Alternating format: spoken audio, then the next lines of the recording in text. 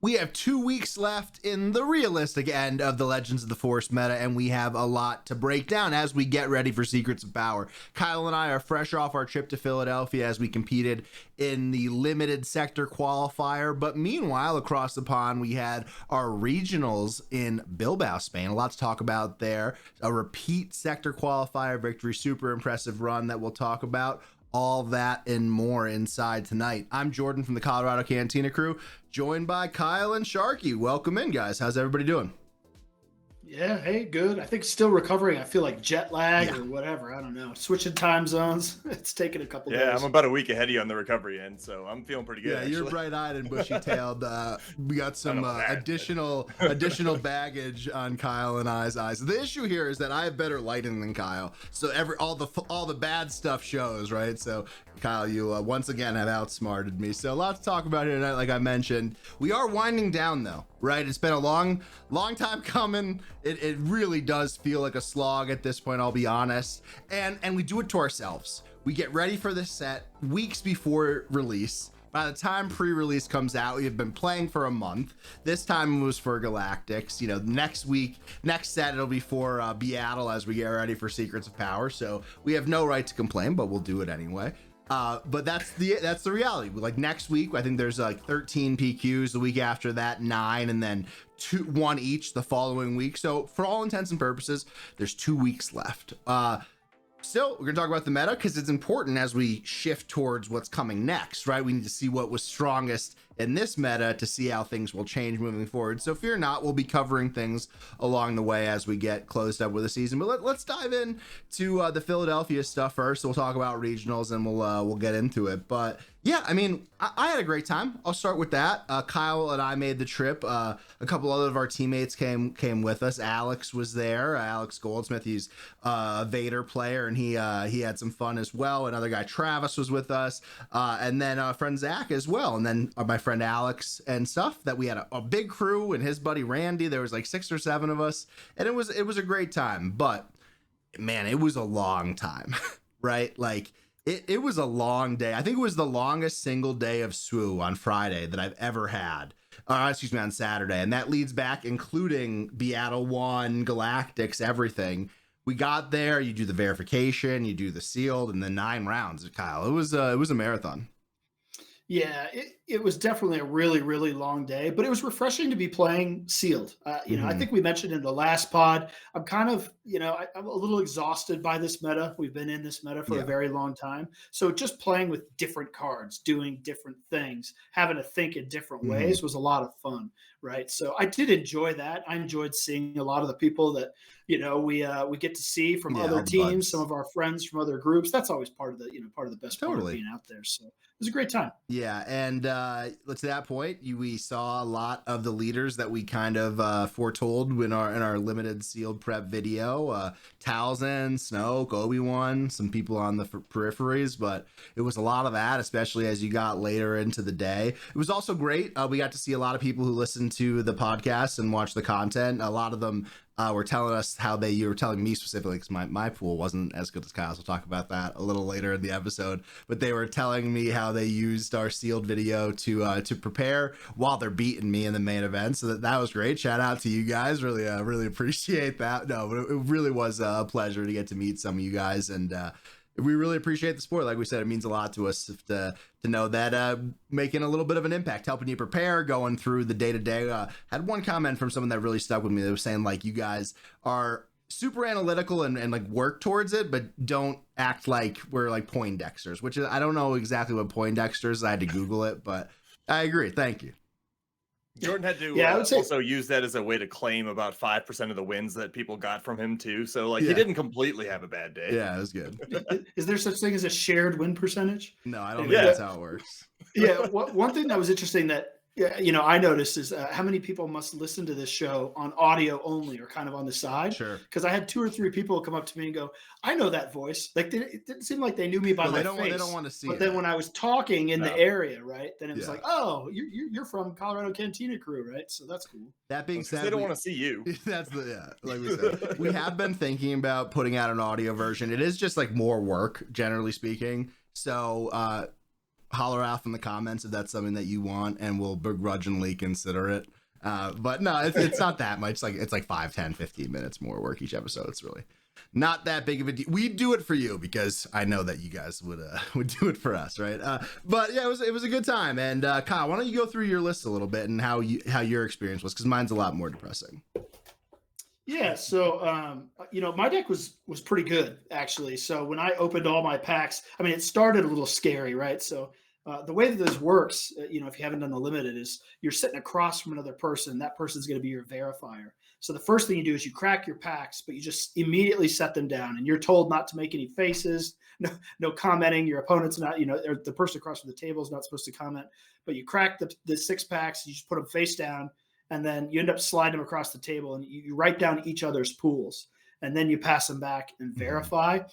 Once we're actually allowed to start building and talking, my opponent across from me, was like, oh my God, like my pool was good, I will say, right? So upon opening my pool, I was excited to play because I knew I had a shot.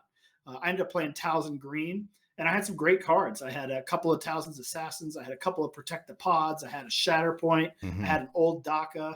I had a good pool.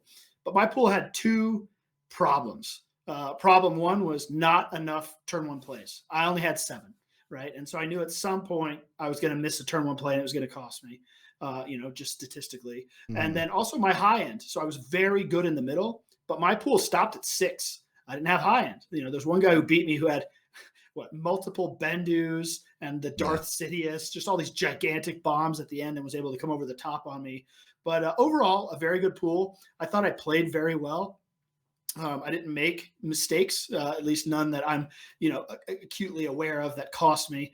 I started 6-1, started hot on the event. You had to go 7 wins or better to make day 2. So I'm 6-1. All I got to do is go 1-1 at the end. Unfortunately, going towards the end, my match before my last one, I won the first game off camera, and then they moved me onto stream, where I proceeded to get reverse swept by a guy who had basically my deck, but with Vader and Anakin. And that high end, especially Anakin, was the critical turning point in both games on stream. So, it's a bummer to lose on stream, but that Anakin kind of ate my lunch. It's okay. We're going to the last match. All we got to do is win. I won my first game. This is against the guy who ended up in the finals against Mike. I win the first game pretty handily. Second game, he runs me over. So game 3, I've got initiative again. And Jordan, you're sitting right over my shoulder, right? I draw my opening hand, no turn 1 or turn 2 play. And I think I even said to you, not like this, because it hasn't happened all day. I shuffle up, shuffle, cut, he hands me my hand, no turn 1 play. It was brutal. So, I end up, I actually made a game of it. We were about to turn the corner and come back, but frankly, if I had that turn 1 play, I felt like I was well positioned, to move on. But so is life. So is the way it goes. It was kind of a bummer to putter out there at the end because I felt like I was in a good spot, but it was still a lot of fun. I'm happy that I was able to play through the whole event. I was in it all the way till the very final game, right? So I'd love to do it again, and this was just more preparation. It helped me on my way towards, I feel like if I was going to play another one of these events next weekend, I feel, much better about what I'm doing, right? Yeah, I was at that point in the day, I was long out of it, so I was really watching. I sneakily was streaming from the phone, didn't want to cause any commotion, but in the Discord, I'm known to do a quick stream in the voice channels, so you gotta get there fast. But it was good to see, and even without the turn 1 play, you were kind of having a chance to stabilize, which is tough, and really spoke to how well you were playing, as well as the pool. And that's really the combination. It's never one or the other. And I think sometimes you could think about all the ways that you would use these cards, and then in sealed you can't get them. And Sharky, I think that's part of the frustration as you sit down. So like for me, I sat down and I played Obi-Wan Kenobi blue. There was actually no other deck that I could functionally make. There was no other color scheme that I could get to 30 playable cards in. Which was unfortunate. I was trying Snoke Yellow as like a secondary one. I had 6 total villainous units, so it was pretty tough. They were okay villainous units. Like I had one Army of the Dead as a kind of bomb, which would have been a little bit better than I think some of the other cards I was playing with, but I had a really good early game, so I was at least optimistic. But I prior to round one, I was like, I might be able to make day two with this. Like, I was like, I might be.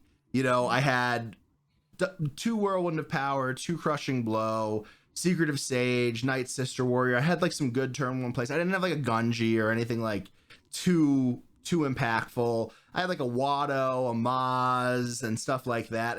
All the stuff really hung out in that 2 to 4 range.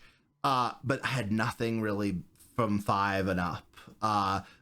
My biggest real unit was the Blue Squadron Assault Wing, or the Jedi Guardian. So it felt like I was able to compete and fight for those first couple turns, but then as soon as like a big leader came out, it was really challenging. And I think that speaks to some of the strategy, Sharky, where you're like, hey, I wanna play this deck, but like, can I do it? And maybe afterwards I thought that I was gonna tunnel vision on Obi-Wan because we've been talking about it so much, but I would have had to play 5 out of aspect cards. Do you think that would be worth it? I think you probably made the right call. Basically, I mean, 5 is a lot. I'm not saying you can't do it. No, I think I was even watching the KTOD video where they were breaking theirs down, where they actually had a few. I think 5 is probably too many though. Yeah. And I want to touch on one of the points that Kyle made. Like, now that both of you guys have done this at least once, I got to figure that competitive experience doing this is going to help significantly the next time you do it. So I'm really kind of hoping we get a couple events out here, so I also get the chance to practice before Galactics. But yeah, we'll see. Even like a showdown. Yeah, it was a huge deal, right? Because Limited doesn't fire here in Colorado, not really. Yeah. And even when it does, you know, it's not the same level of competition for Limited, right? Like I might go to my LGS and we get 6 people and we fire, but it's not the same kind of competitive level. And so you don't get the same type of practice. Yeah. So most of our practice was theoretical. It was building lists. It was talking through cards. It was talking through situations. Mm-hmm. It was us building, you know, online virtual pools and trying to talk it through. But this is a whole different animal when you're actually putting on paper and seeing how people are going through it, going through the plays. I mean, to your point with out of aspect cards, I learned after about 2 rounds that I had, you know, so the way it works, you have to write down your pool and you have to start with your starting pool every time. So you can't, like in casual limited play, you can change up your deck and start with whatever, as long as it's the same leader and base. Here, you have to start with the exact same cards every time. And so I learned after round 2 or 3 that I had a couple of out of aspect cards that were just straight better than some of the on aspect cards I was playing with. So every game I would start with my starting deck, and then game 2, I'd be sideboarding in 3 out of aspect cards immediately. Mm-hmm. And those cards were I had the lightsaber, the 2/2 restore lightsaber. Oh yeah, the heirloom. The heirloom lightsaber, the itinerant warrior, and then the 4-cost yellow card that returns unit to hand and makes them discard. I was doing that as well. All 3 of those. Mm-hmm. Yeah, all 3 of those I was just bringing in immediately, right? And I wish they were in my starting pool, but you know, it's something that I learned as I was going along. You know, I was bringing in that and precarious position. I actually pulled off the precarious position like 3 or 4 times throughout the day. That's awesome. No one ever called it when I didn't have it, which was good. But you know, it felt okay. Yeah, I think to that point, potentially we could have done a better job, like spending like a lot of afternoons just jamming games and getting deeper into it. But it's a challenge, obviously, with other prep and other things going on. I do think the people that had limited PQs were at an advantage for sure. Like we didn't have one in Colorado anywhere close to us, right? Yeah. But a lot of the East Coast guys up there in Philly, they had one up in that area. And especially a lot of the guys who did well participated in that PQ before this. And with the amount that I learned in this event, even one significant event before this, I think would have prepared me a whole lot better. I didn't have the opportunity to do it. You know? I think we definitely learned significantly more in this type of event than you would learn from a typical sector, right? Like your knowledge base is a lot already established, right? As you're getting ready for this sort of thing. Yeah, I think one last note I would have is just like the overall process can be jarring to a new player in the situation. Obviously not a new competitive player, but like, you know, you have to sit down, and I've never verified a deck list before like that in that way. So I didn't know what to expect. And for me personally, I think when I know what to expect, when I know what's around, it makes me feel a little bit more comfortable, generally speaking, just more self-assured, right? When I understand like the process particularly. But yeah, and I think, there are some cool things that could happen, right? Like I did a Carbonite seal that I thought was really awesome. Obviously it's a lot more expensive to get in, but I wonder if there's some way that, like, I'm not suggesting that Carbonite is the competitive format, but like there's just so much more top end in those formats, in those cards, because you're getting the bigger cards, generally speaking. So that was an interesting one. And then the other thing that's also interesting is that as we try to like get more competitive limited events, is that limited in a lot of ways is the gateway to new players, right? It's like something that they could play that's not as intimidating to learn the cards. Speaking from experience, we had 2 new players hanging out with us this weekend, and we were like, hey, do you want to try doing the constructed event? And they were like, absolutely not. Like, I have a hard time. Like, they're learning the core Legends of the Forest, and I thought they both had a great time too, right? Like they both won some games and even some matches, which was great. You know what I mean? But Constructed's a different game and a different animal. So wonder how that parses as you're trying to make limited more competitive, but also limited's not firing and then people aren't coming. It's just that weird ecosystem that might need some fleshing out a little bit. Yeah, the side events were good. I mean, obviously I was all the way out in Philadelphia, so on Sunday I played in a couple, crushed them both, which was nice, right? So it was good to get in a bunch of winning on Sunday, but the whole time I'm looking over at the draft tables for the day 2 players going, man. Yeah, you were salty all weekend. It was great. I was, great so to be I was a little salty. It was great to be around you, I'll be honest. But I played salty? No. Yeah, I played a sealed Carbonite, which I had a blast doing. I've actually randomly sat down into some people who also listened to the sealed and listened to the podcast, and they happened to live in the town where I went to college in Vermont, so that was awesome. And Carbonite sealed is really fun. Right, like you're opening it, you're getting all these sick cards. Like I got I played Obi-Wan Yellow. I had Qui-Gon, Grogu, Luke, and Yoda. And Keller, I opened a couple of Keller, and I was like, "This is the deck I'm playing." You know what I mean? The guy to my left opened a Revan. The guy across from him opened a Maul. The vibes were high. And then I played in the promo event, which also was a great time. I mean, I think the promo event is really cool. I mean, it's this like quasi competitive thing where it is competitive. You got to submit a deck list and you got some good games in, but you generally get good prizes. And I was happy with that. Yeah. The card event terrible because I don't remember his name, but I saw one of the guy who knocked me out of being undefeated in our promo event in Portland was actually in the top 8 for your guys' event. Nice. I don't remember his name though, unfortunately, but I saw him there. It was kind of cool. Sorry, Kai, go ahead. Oh, I would say the Carbonite event was fun. I did that up in Minneapolis. The problem with the decks is that nobody had any 2-drops. Yeah, it was hard to find. You get a lot of legendaries and rares. You have all these bombs, and it's like there's a lot of passing on turn 1 and turn 2 until you just start throwing haymakers. It's a little different. So I guess the next thing is just like gotta really tip your hat to Bobby Sapphire, Mike Gem, right? A second. He's on a hater, isn't he?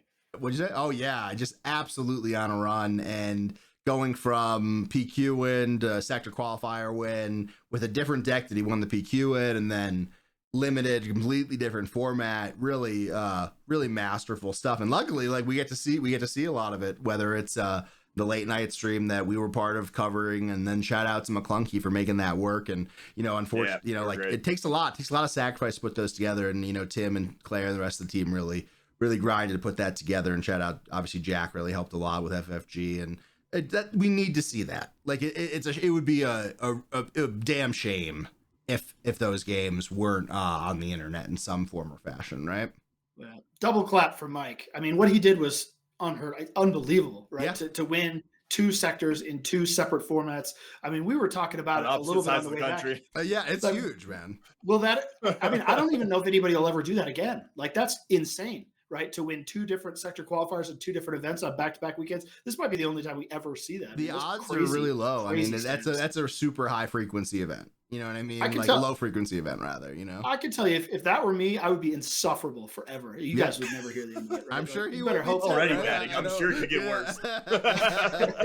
No, but yeah, that's the thing though. Like momentum's a real thing. You put the work in, you get into that like flow state area where you're just dealing, and you love to see it. That's good stuff, and it's a great story too, right? Obviously, Bobby does a lot for the community, and was grinding to get to Worlds last year, and missed out on the bye, and then just demolishes the first season and like puts a big stamp on it. So big shout out.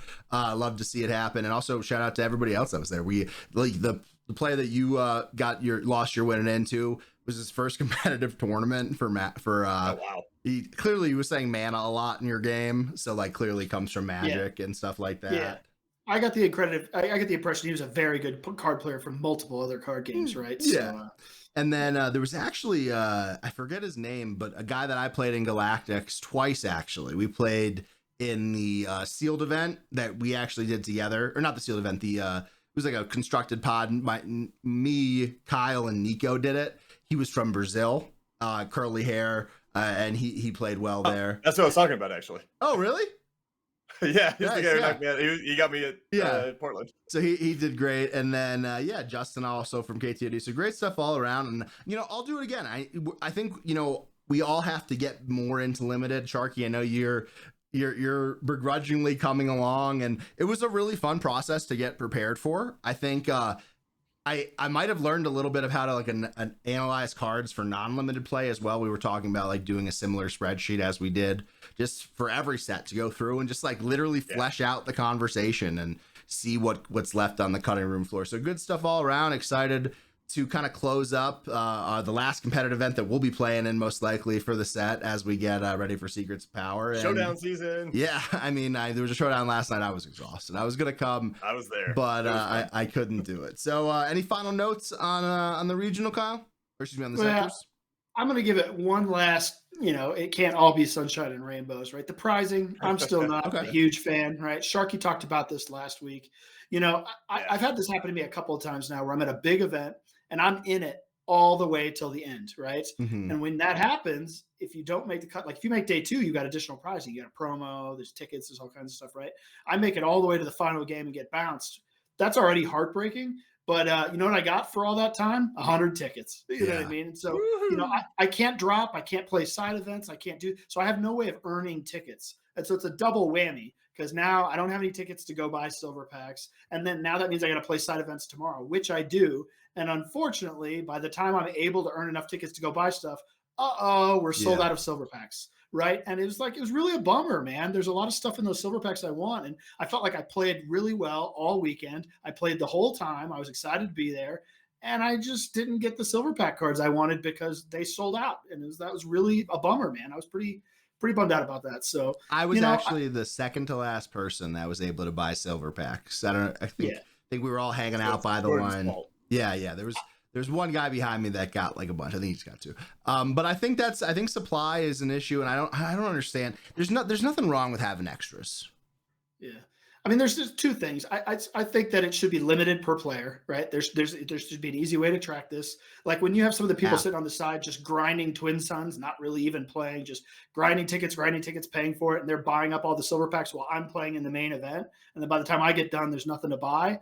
Is really a bummer. Yeah. So, limiting the quantity would be nice. I also think that for day 1, there should be tickets per win, right? If I play day 1 and I go 6-3 and I get bounced because I don't go 7-2, there should still be prizing for that. There should be tickets. I think, they 100%. Do tickets per win in all the side events. I think it should be tickets per win in the main event too. And I think logistically, obviously, you don't have to go around and put down a ticket on every table, and that's solved digitally. No, just collect it after. Like the event's over, I've gotten bounced out. I walk over to the prize table and they're like, "Oh, you went 6-3. Here's your 1,200 tickets. Yeah, 200 per QR code to your Melee account. It's not that hard. That's what I would suggest, right? I think like the app situation would be just easy. Yeah. But I don't like paying for a ticket, flying across the country, and be disappointed with the pricing, right? Yeah. Especially when it's we ran out.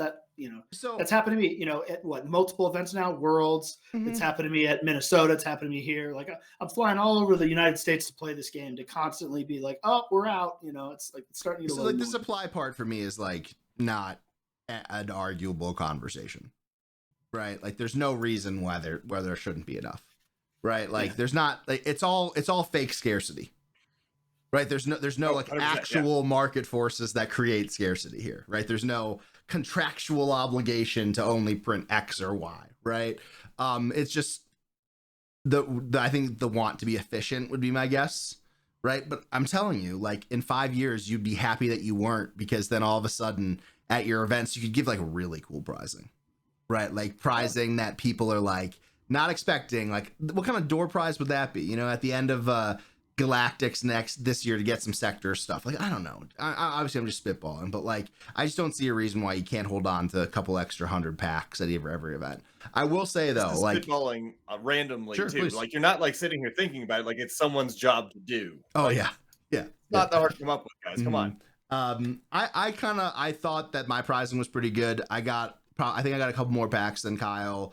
I do think the VIP is a really good deal and always kind of pays off, right? You get the deck pod, Sharky, I think that you're in the mind. We could argue about it, but you got a set of sleeves, you got the deck pod. I think getting a deck pod is a really nice addition, and like swapping out for the soft crates, it's nice. And then you get 2 mats, the promo set. It feels like it's a nice trade.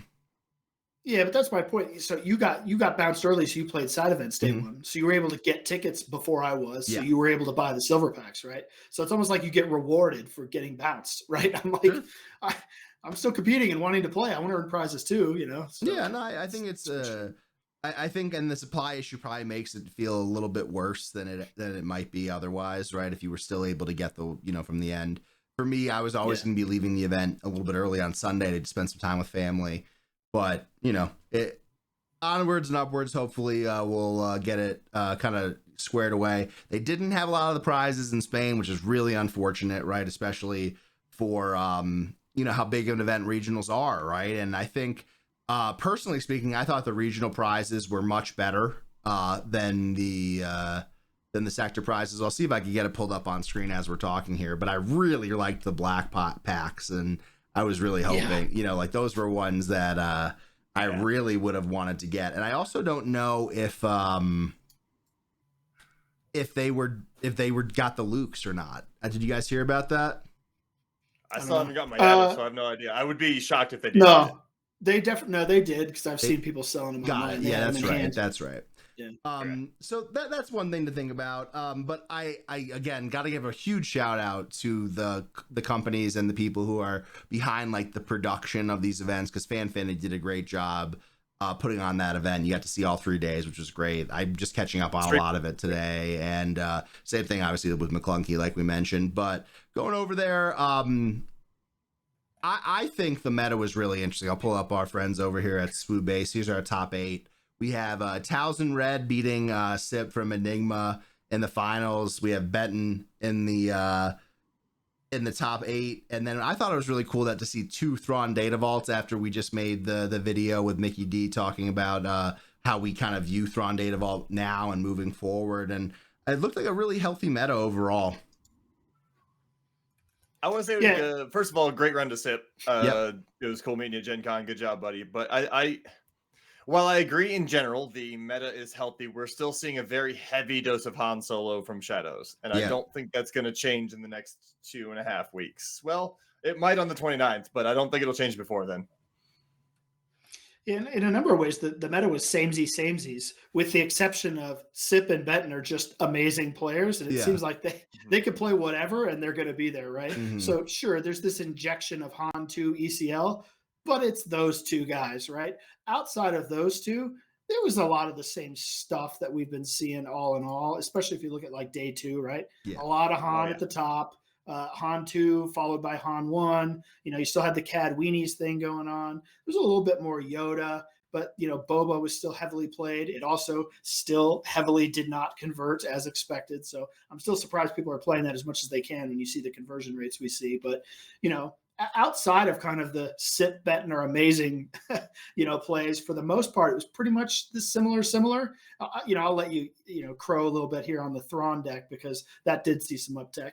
Yeah, I mean, I will say that the Han 2 stuff is interesting, not only to see like a completely different perspective on it from Crispy on Data Vault the week prior in Portland. This is just like a really aggro deck that we've seen play a lot. But yeah, the Thrawn deck, obviously I love to see great timing for us when we decide, hey, let's make a video, and then it has its best performance ever. But it was Twilgrim who got the PQ win in the UK PQ that I originally saw the list from, and the list is pretty good. I mean, it's basically exactly what he was running before. Got to shrink this down a little bit. I was changing it to get more of the chart in view, but I'll adjust this as we go. It basically is the same list, but it also is running Annihilator. So I guess he was expecting a little bit more control in the meta and was getting ready for that. But what was really interesting for me was that we had the other Thrawn player. I'm not sure if they were connected in any way, but the other Thrawn player, Sobek, was running a much more control heavy version, right? He was main decking Vigilances. He had Fell the Dragons. He was running Reinforcement Walkers. Was really a lot less heavy on like the heroic package than we've been running, especially myself and Mickey. Yeah, it's interesting. I mean, it's cool to see the two different styles both succeed, I guess. And I'm looking at the numbers actually. The day two, or not day two, excuse me. It is day two. All of the blue-green villain decks that we talked about, Kira, Iden, and Admiral Thrawn, are evenly represented, which is not what I expected, actually. Yeah, people definitely playing around in that, in that area. But if you sort by, leader plus base for day two, we did see a big uptake in Han 1 green. So that was the most played. We saw that do well in Portland. Obviously, but it's on the rise as we thought it would be. CAD still sticking around, but it seems to be in the weenie variant, right? So that's the most popular one for sure. Yeah, more of that aggressive style. It's good. And we did obviously see an uptick in Emperor Palpatine yellow.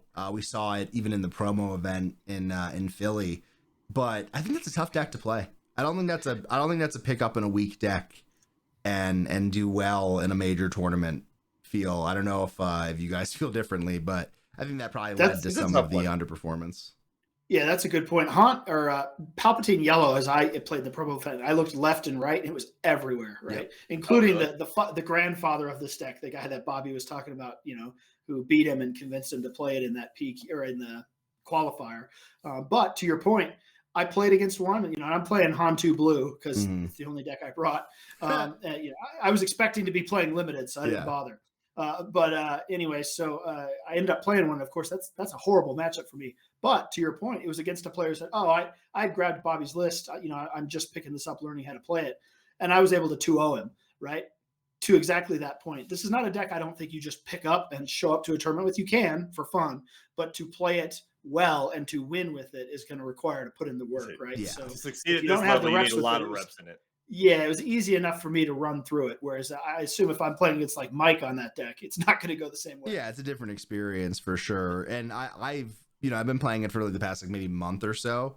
And I would say it took me a solid 2 weeks to really get the flow of it, to feel like I was like very like, not like on an autopilot, but feeling like really good about it. Obviously, the big surprise here is that we see Talzin taking it down, right?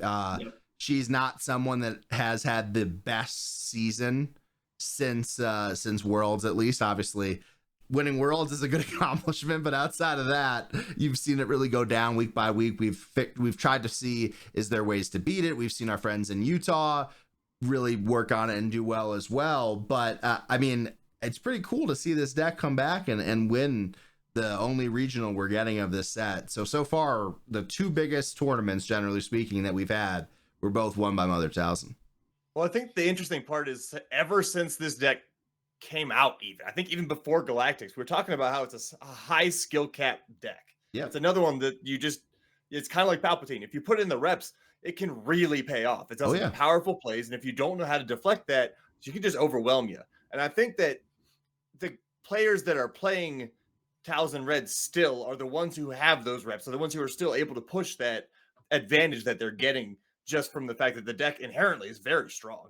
I still think it's probably the best Force Lightning deck in the meta right now. It might be the only one that I can think of off the top of my head, but like it's got some very powerful cards, and it can be very rewarding too to keep practicing the deck that everyone just kind of writes off.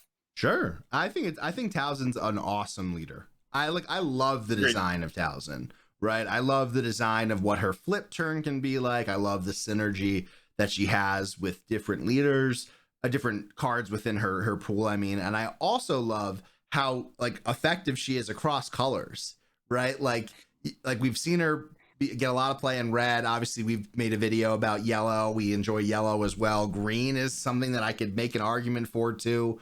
And what we see here, Sharky, this is a card that you were actually really high on in the run up to Galactics, and that's No Disintegrations. So that's kind of what was the 1v1 for Force Lightning. And so we know Sharky likes it, but Kyle, what do you think? Yeah, I hadn't really considered that card, but I guess it makes sense, right? It shrinks their health down to 1, and then you just Talzin ability to finish them off, right? Yeah. So you kind of have a built-in way to make that happen. Yeah, Talzin, interestingly enough for me, I played a lot of Talzin in Limited this weekend. I've never been much of a Talzin player from a constructed perspective. Sure. I know that's been kind of more of your bag, but I did have to kind of really start to learn the sequencing and the mechanics of when to use her ability, when not to use her ability. And to your point, the flip turn being very, very important. And so, I agree. Those are things that you can definitely mess up with this deck, and then you might not see the results. So again, it takes time and practice. And definitely, I would recommend on that flip turn, put your hand down, think about it for a minute. Because I played against a lot of Talzin players. I played against a lot of Talzin players this weekend too that definitely lost the game on that turn, right? I'm sitting there looking at what they're doing and going, oh no, and so you could screw up the flip turn pretty easily with this leader. There's a lot of optionality. This flip turn. Oh, go ahead. Sorry. No, I was gonna say there's a lot of optionality. I think this flip turn might be just as impactful as Han 1's flip turn in terms of how important it is to how this deck functions. Yeah. Right. And if you find a way to derail it yourself or somebody derails it for you, it can be really tough to recover from. However, it can also have the opposite effect where it's so impactful that it's hard for the other guy to recover back. So that one is one of those, like, if you're going to focus on learning the deck, learn the flip turn first and then start to learn like the rest of it too. But focus on making the maximum impact on flip turn. Yeah. And I'll plug the Limited video again, because one thing that I mentioned that really has stood out true to me in my Talzin experience is that it's really about that 4 through 6 turn, right? It's about that setup, execution, and then like putting them in the rear view on resource 6, right? Like you set up your trades, you set up where you want your damage distributed. You're kind of understanding what your sequencing is going to be like generally going into 5, especially if like Karis or Talzin's assassin is involved, or any unit that's minusing or anything along those lines, pinging in the yellow version with Elite P and stuff like that. And then all of a sudden, before you know it, you're taking trades that are so favorable and you're moving on. I think that without question, she is my favorite leader of the Legends of the Force set, and I think she's the leader that will have the most staying power in Legends of the Force as well. Yeah, I'm excited for Talzin even, next set, right? If you go the yellow route, we've got the new legendary that lets you use her ability a couple of times. But, more specifically when we're talking about her flip turn plot, I find that I like to play 2 things with Talzin's flip turn. I like to go 3-2 as much as I can. Yeah. And if I'm able to plot something for 3 and then slap a 2 as well, I think those are going to be really effective flip turns. So giving her plotter already starting 10 health on flip. Yeah. Yeah. So on red, you have the Sudden Ferocity for the 3+ upgrade that costs 3. And yellow, you have the tap 2 of their wrong ride that you tap 2 for 3. Awesome. Both great. I love it. Also, we see General Grievous making an appearance here. 3 cost, vanilla 4/4. I mean, I don't know if it's something that I would play, but you don't really have the best 3 drops in this deck. Like you have Grand Inquisitor, which is really solid, but like Jedi in Hiding, I could see why you wouldn't want to play that. And other than that, what are you really doing? Yeah, well, at least for this set, things change soon enough. Exactly. Okay. Any other real notes on Spain that you guys want to hit on? Got one shout out to congratulate the person who was running the one Von Reg deck that made day 2. Yeah, I love that deck, so I just wanted to give him a shout out. Yeah, and I, again, I'm just really excited to see how well Thrawn did. It really dominated. Like we'll go back to the bracket here and we'll look at how those players did in their respective matches, but Twilgrim really played a huge mix of different opponents. He played Thrawn in round 1. He played Han Solo ECL that he lost, or that he lost to Benton. So it's pretty crazy that he lost back-to-back games and then rallied to make top 8. Like that's a pretty impressive run. I love to see that. And then this other player, Sobek, and I do wonder if maybe that's due to the nature of how how control heavy his deck was. But if you look at his record, like he played 2 Emperor Palpatine yellows that he beat, 1 that he tied. I wonder if he did he have 2. He went to time twice here in the first 4 rounds is what I would guess, and then maybe again. So he actually ended up with 3 ties. 4 ties across the weekend. 10, 1, and 4. I do not have the patience for that. I got to be honest with you. That's a heck of a grind. Yeah. So really interesting, and I invite you guys to check out the video and let us know what you think. But I think this is going to be the kind of archetype for control as we get moving towards rotation. Yeah, maybe another couple other notes from conversion rates, right? We'd already mentioned that Boba Data Vault, only 2 converted to day 2. So despite being the most played deck, very low conversion rate, even worse than we've seen in previous weeks. And then the other one was there's a couple of decks that, we were thinking might have popped up during this time, post Force Throw. Mm-hmm. One was Rey Data Vault, 1 conversion. That deck continues to be held down, doesn't seem to exist in the meta. And then the other one was Han 1 Blue. We saw a lot of people playing that out in Portland. We saw some success with it, not as much as green. Yeah. Out here, 1, right? So a couple of decks that did not do so well that, are considered to be potential meta contenders. Yeah. You're going to find them both on the sliver there. And obviously I'm happy in some sense that Boba has been doing well because we talk so much shit on it.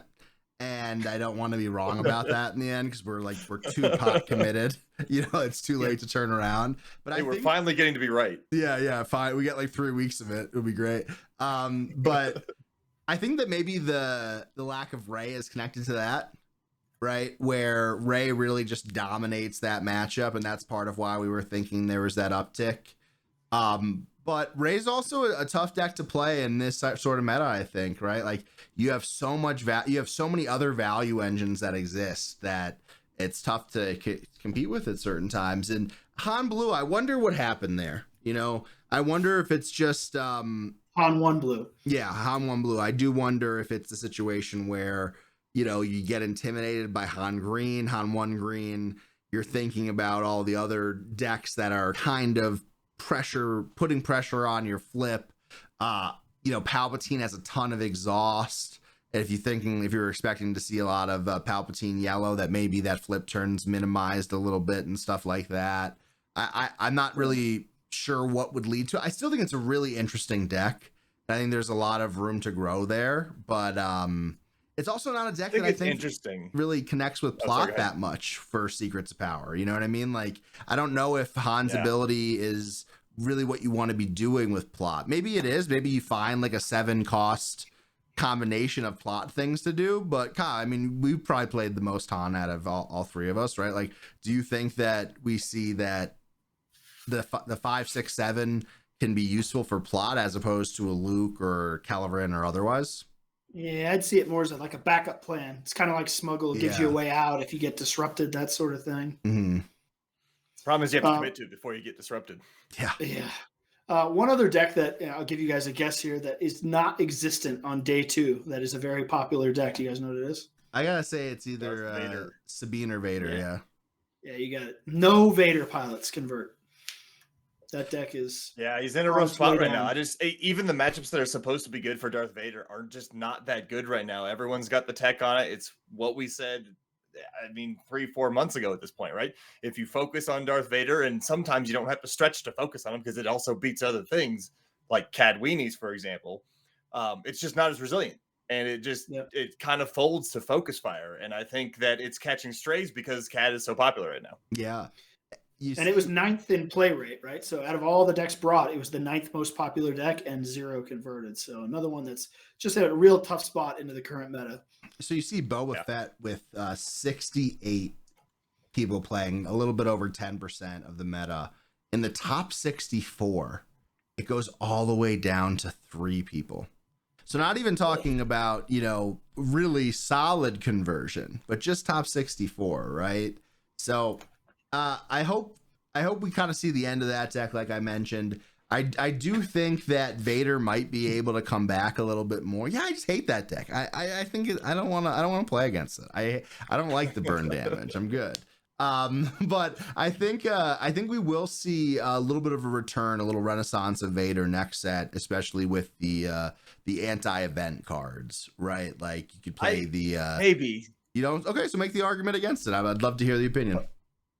I don't know that Darth Vader necessarily doesn't come back so much as I think Boba comes back first, because there's a card coming out named Cinta that is going to make everybody try every 6-flip red leader. So I think Boba comes back stronger first. That's fair. But that's fair. I do think Vader could come back in a developed kind of way. Yeah, the Boba flip is terrifying with that card. A lot of pilot flips are terrifying with that card. Yeah, well, I think Luke is actually even more terrifying than either of those two. Right? You get it on like a red 5 or something like that too, and it's pinging and it's doing this and it's doing that. A lot of I gotta be honest, as we're kind of closing up this conversation on the Bilbao regional. I don't know where Bilbao is either. Let us know in the comments. I've been to like Barcelona and Madrid, but I've never heard of Bilbao. But I think these past 3 weeks of spoilers have been very invigorating. I was feeling pretty down, I'll be honest. I like to kind of keep it cheerful, but I was feeling pretty. I was like, come on, where's the plot cards? Where's the good stuff? Where are the legendaries? Where are the leaders I want? And the past couple weeks TWI all over again. Yeah. Right. Yeah, but they've delivered. I think we're well past TWI territory at this point. Like, I was feeling the same. I'm like, what is going on? What are they even doing? And then, honestly, at this point, Cad Bane's eating pretty well, so I'm obviously biased and very happy about that. But like, all of the other stuff, I think is at least cool. Yeah. Right? Like, there hasn't been any kind of like spoiler where I'm like, why did they even print this in a while? Yeah, I'd like to see a little bit of a change of strategy in the nature in which they release these cards, right? Like, I think what you do is, and hear me out, pretty bold, but I think what you do is you start with cards that are really cool, right? And then you intermix some of the bad ones. I think starting with the bad leads people to be like, oh, this sucks, right? And then it's hard to wash that taste out of someone's mouth, where the afterglow of seeing something cool makes us all excited and giddy and things like that, you know? Yeah, I agree. I think, the marketing strategy is, I think it's to slowly build hype, but it's hard to build the hype when you kill it first. Yeah. So I think you should go a little bit more towards at least mixing in some of the stuff together. I get it, but like the last 3 weeks have saved the set for me, and there's some really cool interactions with the information warfare. So like we're finally seeing what they've been kind of hinting at for at least a month and a half now, and it's a little bit of a long time for a payoff like that. But I'm happy that it's here. And with that being said, next couple of weeks we'll be hitting on some of those spoilers. I think next week what we're going to do is, as the meta is really winding down, like we mentioned in the beginning of the show tonight, there's only 2 more weeks with competitive tournaments. We're still going to hit on things quickly just to keep you up to date, but we're not spending as much time working on it for our own purposes. And that's kind of what we're doing here, right? Like, we bring you guys the stuff that we're working on because that's what we're doing, right? Like, we're doing it anyway, so we're doing it for you guys. But you could say our Discord is entirely turned into new decks, ideas about new decks, talking new cards. That's all we're doing. Yeah, Kyle and I were like the ones who were kind of behind because we were going to the Philly first. We're like, hey, we're gonna do this, and then we're gonna do that. And the past couple of days, that was the plan. So next week we're gonna talk about the spoilers and stuff like that, intermix some other stuff. We have some updates around the team and stuff along those lines. And then after that, we'll probably do like our patented leaders and legendary lists. I say we just don't go back and look at the other ones. I don't like being wrong. No, we have to clown on ourselves for some of these. I forget. I only remember being right. Me too, so Kyle. Sharky's breaking up, so I hear some static in the background. Right. Yeah. Nobody got anything wrong. Yeah. So we'll see how that goes. But yeah, we'll hit on that. We'll hit on some things that we're working on and stuff like that. But yeah, I mean, overall, we'll do a little bit of a set retrospective as we get a little bit deeper in the weeks here, but I'm feeling good. I think we had a good set. I think it was fun. The force throw stuff's always exciting. Will they, won't they? Are they going to ban it earlier, later, whatever? But it was kind of cool to have this kind of 2 meta period. Wish some of the events were scheduled a little differently, so I was able to play and more, all those things. But what are your guys' quick thoughts as we get out of here tonight? Yeah, I mean, just as you said, I'm just looking forward to the new set, right? So I'm gonna start printing some proxies, playing some decks, building stuff. I think you guys saw. I think I posted like 5 new decks in our Discord. So Mhm. got a little bored on my lunch break and was like, it's time to start brewing. Speaking of that, Yeah. we have a midday matchup coming back this week from a 1-week hiatus. What's on the agenda? Yeah, so we're gonna play some decks with some new cards in it. The Nerd Slayer's high on Talzin Yellow, and it got some new tools. So I think we're gonna update Talzin Yellow and let her run that back with new cards. And then I've been working on Asajj Pilot Tarkentown. It got a few cards, as we just talked about. Cinta makes pilot leaders slap, right? So I think we're gonna try some Asajj Tarkentown. Yeah, that's fun. I'll be tuning in. It's nice to have a quick break, but back to the grind and getting into it. So a lot coming up here on the channel like that, and excited to get into a new set as always. It's always a time of new beginnings. We'll do our opening streams. We'll get Todd on here probably again, and we'll do some Carbonites. I'll open a bunch of showcases. Kyle probably won't because of the, all the universal karma stuff and stuff like that. Knocking on wood. I'm just kidding. Don't get me mad for that. But a lot of good stuff coming up here on the channel. And again, had a great time this weekend. It was great to hang out and chat with some of y'all. Appreciate the support. Any final notes as we get out of here? Any nuggets, Sharky? You want to leave any speckles of wisdom? I think at this point, since we are kind of between almost all of the competitive season, we're looking to the next set. Don't be afraid to try some weird stuff, man. I'm brewing up both things I think are good and things are probably terrible, but it might lead to some fun ideas. Yeah, who knows? Like yesterday, I built a Han 4 green, and one of our teammates was like, "Oh, red's better." I was like, "How do you know?"